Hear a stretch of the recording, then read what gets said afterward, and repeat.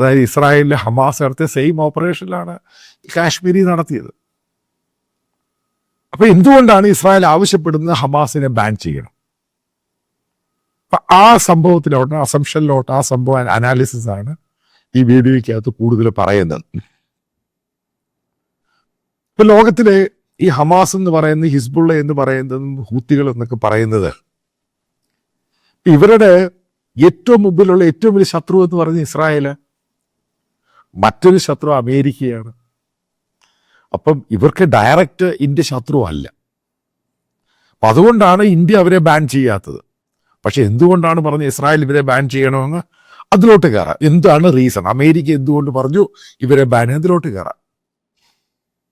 ഇപ്പൊ ഇസ്രായേലാണ് ഇന്ത്യക്ക് മിലിറ്ററി ആയിട്ട് ഹാർഡ്വെയർ ആണെങ്കിലും നമ്മുടെ നാഷണൽ സെക്യൂരിറ്റിയും അതേപോലെ ടെററിസവുമായിട്ടുള്ള ഇന്റലിജൻസ് ഷെയറിങ് ചെയ്യുന്ന രണ്ട് രാജ്യങ്ങളാണ് ഇസ്രായേലും അമേരിക്കയും. നമുക്ക് വെപ്പൺസ് തരുന്നുണ്ട്, സ്ട്രാറ്റജി ഉണ്ട്, മറ്റു പലതുമുണ്ട്. ഇസ്രായേലിന് ഹമാസിനെതിരെയും ഗാസയ്ക്കെതിരെയും ഇറാനെതിരെയും മറ്റോടത്തും വെപ്പൺസ്, അതായത് ഷെല്ലുകൾ ഉറുദു ഇന്ത്യയിൽ. ഇത് എല്ലാവർക്കും അറിയാവുന്ന കാര്യം. അപ്പോഴീ ഹമാസിന് അപ്പോൾ മിഡിൽ ഈസ്റ്റ് ഏഷ്യയിലുള്ള ഈ ടെറർ ഗ്രൂപ്പിന് അറിയാം അവരുടെ ഏറ്റവും വലിയ അടുത്ത പാർട്ട്ണറാണ് ഇന്ത്യ.